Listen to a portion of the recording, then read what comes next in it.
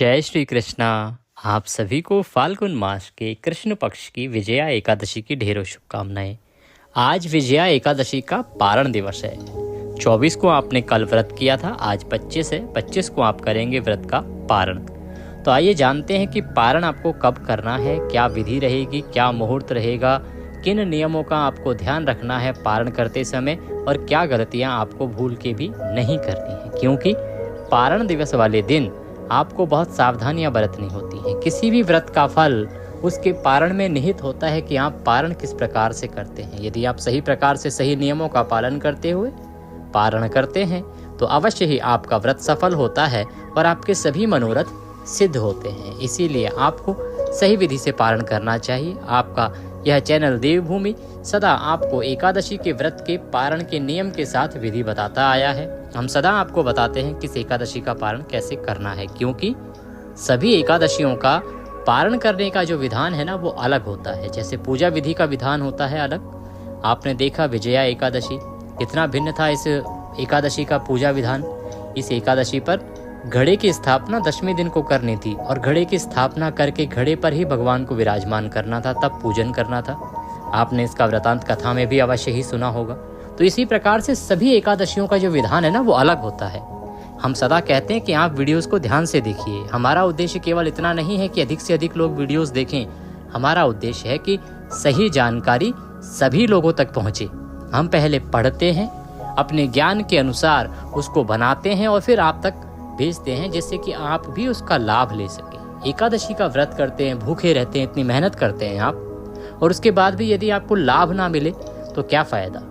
तो हमारा उद्देश्य ये रहता है कि आप जब इतनी मेहनत कर रहे हैं तो हम आपको सही नियम और सही विधि बता दें, जिससे कि आपको उस व्रत का पूर्ण फल प्राप्त हो। आपका इस प्रकार से भूखा रहना व्यर्थ ना जाए। तो आइए जानकारी करते हैं आरंभ। आपसे निवेदन है कि व्रत की सफलता के लिए कृपया कमेंट बॉक्स में अवश्य लिखें जय श्री हरि या ओम नमः भगवते वासुदेवाय।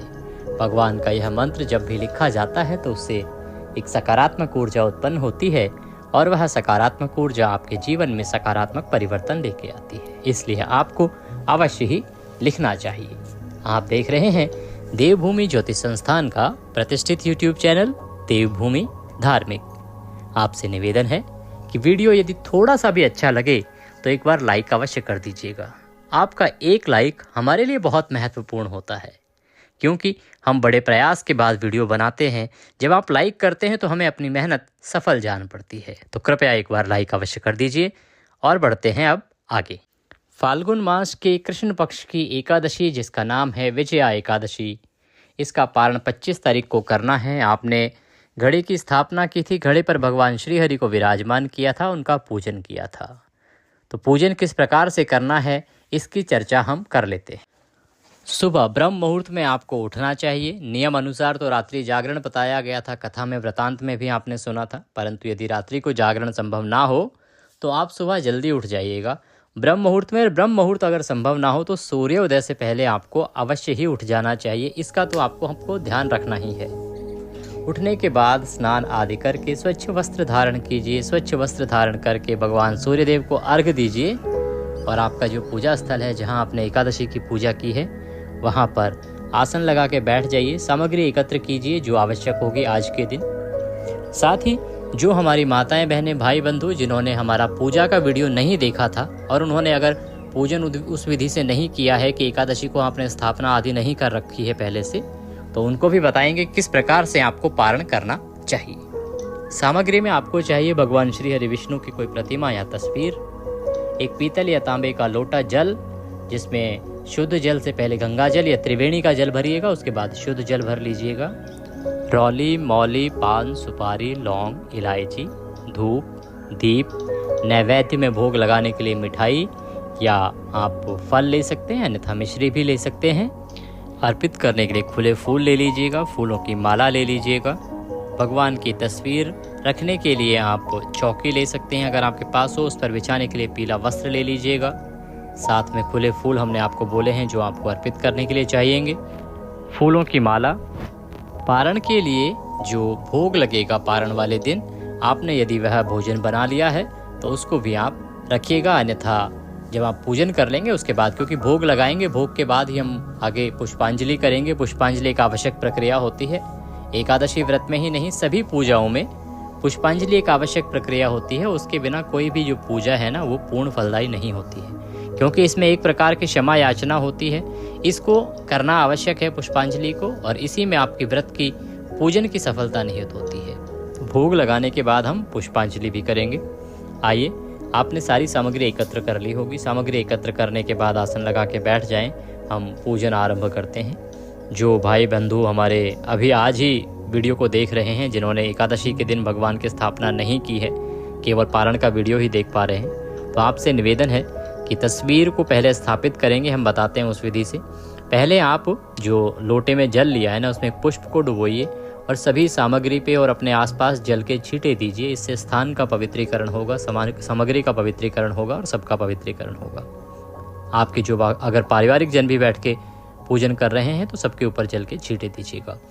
ओम पवित्र हो अपवित्रांग सर्वांग वस्तांगतोपि वाम यह स्मरेत पुंडरीकाक्षम सभयंतरः शुचि ओम। इस प्रकार से आपने सभी सामग्री का और स्थान का पवित्रीकरण किया है।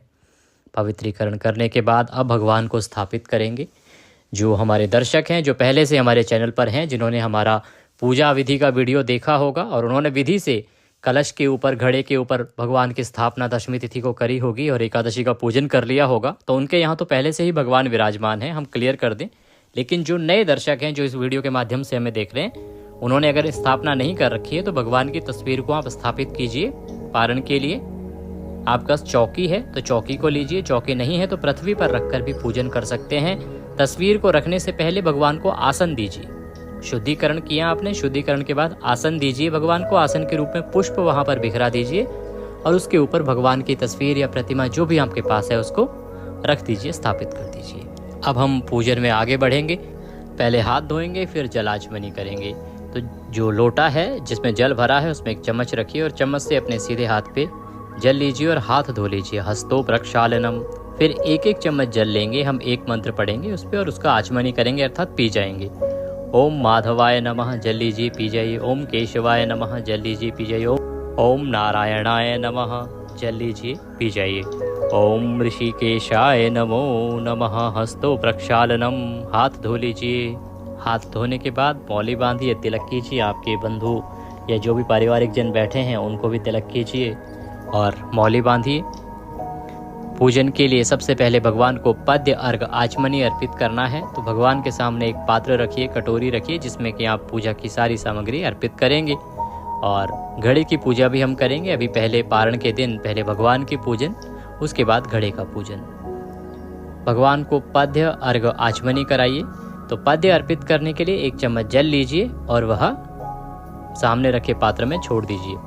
तस्वीर या प्रतिमा जो भी आपने रखी है उसके सामने एक कटोरी रखिए, जिसमें कि आप पूजा का सारा सामान अर्पित कर सकें, जिससे कि वो जल आदि इधर उधर फैलेगा नहीं।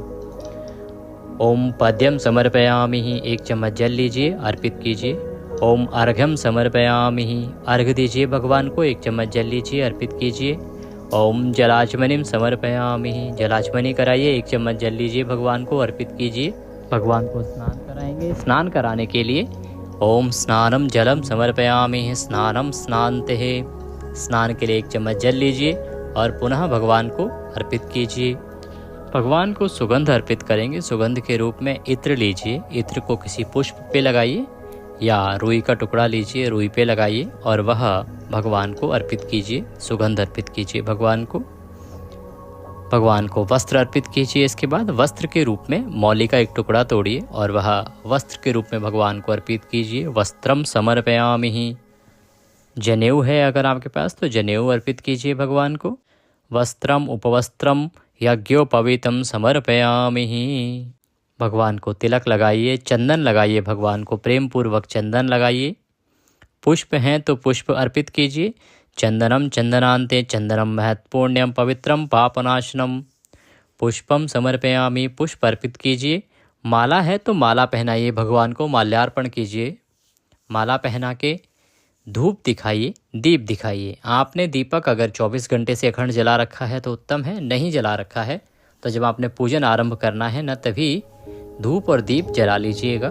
तो धूप दिखाइए भगवान को, दीप दिखाइए भगवान को। धूपम दर्शयामि दीपम दर्शयामि नैवेद्यम समर्पयामि। नैवेद्य अर्पित कीजिए। नैवेद्य में क्या, जो भी मिठाई आपके पास है, कोई पीले रंग की मिठाई है तो उत्तम है, वह अर्पित कीजिए। फल है तो फल चढ़ा दीजिए, फल भी नहीं है तो मिश्री लीजिए और मिश्री को अर्पित कीजिए भगवान को नैवेद्य के रूप में। नैवेद्यम समर्पयामि जलाचमनिम कुरुः। जलाचमनी कराइए। जलाचमनी के लिए 1 चम्मच जल लीजिए, सामने रखे पात्र में अर्पित कर दीजिए। जलाचमनिम समर्पयामि। तांबूलम पूंगी फलम। तांबूल अर्पित कीजिए। तांबूल कैसे, एक पान का पत्ता लीजिए, पान के पत्ते की डंडी तोड़ दीजिए, उसमें 2 लौंग 2 इलायची 1 सुपारी रखिए, पान का बीड़ा बनाइए और वह भगवान को अर्पित कर दीजिए। तांबूलम पूंगी फलम शुभ दक्षिणायाम। शुभ दो वर दो भवः। दक्षिणा अर्पित कीजिए भगवान को। जो भी आपके पास दक्षिणा स्वरूप राशि है ना, वह भगवान को अर्पित कीजिए। दक्षिणा अर्पित करने के बाद भगवान को प्रणाम कीजिए। ये पंचोपचार पूजन है जो अभी हमने भगवान का किया है, जो शास्त्रीय विधि है। इस विधि से आपको पूजन करना चाहिए। पूजन करने के बाद अब भगवान की आरती करेंगे। तो आरती करेंगे। आरती करने के लिए कर्पूर जला लीजिए। आप कपूर लगाइए या तो फिर अलग से जोत जलाइए। जो दीपक आपने पहले पूजा के समय जलाया है ना, उससे आप आरती नहीं करेंगे, क्योंकि दीपक जब हम पूजा के समय जला रहे हैं वो हमारे अग्नि साक्षी हैं, साक्षी देव हैं जो हमारी पूजा के साक्षी हैं। उनको हिलाना नहीं होता है स्थान से। और जब उनको जलाएं, जला के रखें तो याद रखिएगा कि उनको डायरेक्ट नहीं रखना है, पहले उनको आसन देना है। आसन स्वरूप आप पुष्प वहाँ पर रख दीजिए। या आज द्वादशी है, चावल में भी कोई दोष नहीं है, आप चावल आसन के रूप में रख दीजिएगा। उसके ऊपर आप दीपक रखिएगा। दीपक को कभी सीधा डायरेक्ट नहीं रखते हैं। और ये क्योंकि हमारी पूजा के साक्षी हैं, इसीलिए इनसे आरती नहीं करेंगे, इनको हिलाना नहीं होता है। हमें अलग से आरती के लिए जोत जलानी है या कपूर जलाना है और उससे आरती करनी है। तो कपूर जलाइए, आरती शुरू कीजिए। ओम कर्पूर गौरम करुणावतारम संसार सारम भुजगेंद्रहारम सदा वसंतम हृदयारविंदे भवम भवामी सहितं नमामि। ओम जय जगदीश हरे। स्वामी जय जगदीश हरे। भक्त जनों के संकट क्षण में दूर करे। ओम जय जगदीश हरे। जो धावे फल पावे, दुख बिन से मन का। स्वामी दुख बिन से मन का, सुख संपत्ति घर आवे, कष्ट मिटे तन का। ओम जय जगदीश हरे। मात पिता तुम मेरे, शरण गहूँ किसकी। स्वामी शरण गहूँ किसकी। तुम बिन और न दूजा, प्रभु बिन और न कोई। आस करूं जिसकी। ओम जय जगदीश हरे। तुम पूर्ण परमात्मा, तुम अंतर्यामी। प्रभु तुम अंतर्यामी। पार ब्रह्म परमेश्वर, तुम सबके स्वामी। ओम जय जगदीश हरे। तुम करुणा के सागर, तुम पालन करता। प्रभु तुम पालन करता। मैं मूरख कल कामी, कृपा करो भरता। ओम जय जगदीश हरे। तुम हो एक अगोचर, सबके प्राणपति। प्रभु सबके प्राणपति। किस विध मिलूं दया में, कैसे आऊं शरण में। तुमको मैं कुमति। ओम जय जगदीश हरे। दीन बंधु दुख हरता, ठाकुर तुम मेरे, प्रभु रक्षक तुम मेरे। अपने हाथ उठाओ, अपने शरण लगाओ, द्वार पड़ा तेरे, ओम जय जगदीश हरे। विषय विकार मिटाओ, पाप हरो देवा, स्वामी कष्ट हरो देवा। श्रद्धा भक्ति बढ़ाओ, हृदय प्रेम बढ़ाओ, संतन की सेवा, ओम जय जगदीश हरे। तन मन धन सुख संपत्ति सब कुछ है तेरा, स्वामी सब कुछ है तेरा। तेरा तुझको अर्पण, प्रभु जी को अर्पण। क्या लागे मेरा, ओम जय जगदीश हरे। पूर्ण ब्रह्म जी की आरती जो कोई जन गावे, स्वामी प्रेम सहित गावे। कहत शिवानंद स्वामी, रटत हरि हर स्वामी मन, वांछित फल पावे, ओम जय जगदीश हरे। जय जगदीश हरे, स्वामी जय जय दीनानाथ हरे। प्रभु जय जय भोलेनाथ हरे। भक्ति जनों के संकट क्षण में दूर करे, ओम जय जगदीश हरे। बोले विष्णु भगवान की जय। ओम त्वमेव माता च पिता त्वमेव, त्वमेव बन्धुश्च सखा त्वमेव, त्वमेव विद्या द्रविणं त्वमेव, त्वमेव सर्वं मम देव देव। शीतलीकरण करेंगे। शीतलीकरण करने के लिए चम्मच में जल लीजिए, 3 बार आरती के चारों तरफ घुमाइए और छोड़ दीजिए। शीतलीकरण करने के बाद भगवान को आरती दीजिए। पहले भगवान को आरती देने के बाद स्वयं आरती लीजिए। आपके आसपास बाकी लोग बैठे हैं तो उन सबको भी आरती दीजिए। आरती की थाली को अब रख दीजिए। भगवान का भोग यदि तैयार है, जो पारण के लिए आपने बनाया है, तो वो थाली ले आइए। अगर अभी तैयार नहीं है तो हम विधि बता देते हैं कि आपको भोग में क्या लगाना है और कैसे लगाना है। भोग के लिए इस दिन खीर पूड़ी का विधान है विजया एकादशी के पारण में। यदि आपने बनाई है तो उत्तम है, नहीं बनाई है तो कोई बात नहीं। आप पीले चावल का भोग भी लगा सकते हैं। पीले चावल प्रत्येक एकादशी के लिए उत्तम बताए गए हैं। इसके अतिरिक्त फल का भोग भी लगा सकते हैं। और आपके घर में जो भी कोई सात्विक आहार बना हो, सात्विक भोजन जो भी कोई बना हो, आप उसका भोग भी पारण में लगा सकते हैं। भोग की थाली सजाइएगा। थाली में तुलसी का पत्ता रखिएगा। भगवान को भोग के लिए निवेदन कीजिएगा। भगवान के सामने थाली रख के प्रेम से भोग लगाएंगे, प्रेम से भगवान को पुकारेंगे, अवश्य भोग लगेगा। भगवान अवश्य आएंगे और भोग लगाएंगे। भोग लगाने के बाद जलाचमनी कराइएगा। चम्मच में जल लीजिएगा, थाली के चारों तरफ ऐसे घुमा के छोड़िएगा। इस प्रकार से जलाचमनी कराइएगा और थाली वहाँ से उठा के बाकी प्रसाद में मिला दीजिएगा। ये करने के बाद अब आपको करनी होती है पुष्पांजलि। तो आइए पुष्पांजलि करते हैं। पुष्पांजलि करने के लिए अपने हाथों में पुष्प ले लीजिए और खड़े हो जाइए। हम यहाँ से मंत्र पढ़ते हैं, आप प्रेम पूर्वक निवेदन कीजिएगा। मंत्रहीनम क्रियाहीनम भक्तिहीनम सुरेश्वर, यद पूजितम मया देवो परिपूर्णम तदस्तु मे। यदक्षर पदभ्रष्टम मात्राहीनम च यद् भवे, तत्सर्वक्षम्यताम देवो प्रसीदाय परमेश्वरे।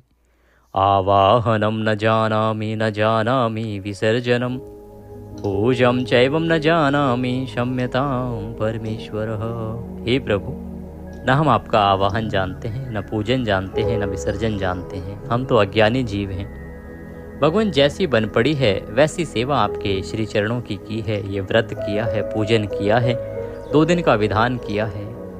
हम नादान हैं, जैसी हमारी छोटी सी बुद्धि है उसमें जो समझ आपने दी है उसके अनुसार हमने अपनी तरफ से उत्तम करने का प्रयास किया है।